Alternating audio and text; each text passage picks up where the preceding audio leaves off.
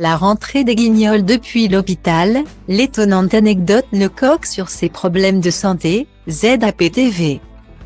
30 ans de carrière, près de 200 voix de personnalités imitées à l'antenne et des moments parmi les plus cultes du petit écran.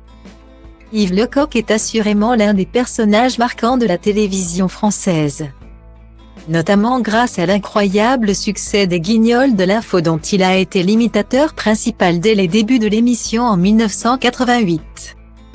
Malheureusement, la fin a été particulièrement brutale pour l'humoriste, confronté à la fin de l'émission culte de Canal+ en 2018 avant d'être violemment licencié par France 3.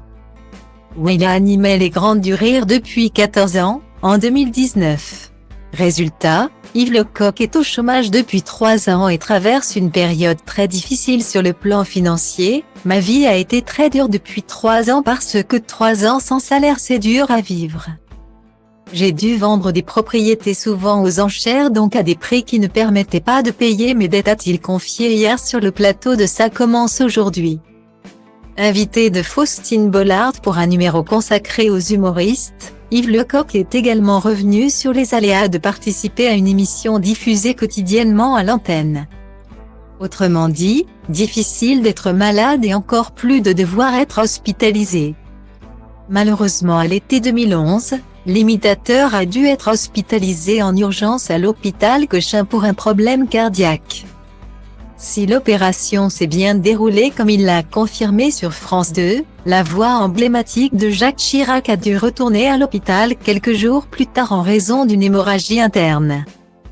Alors qu'il devait présenter la rentrée des Guignols. Je suis tombé dans les pommes la veille de la reprise des Guignols.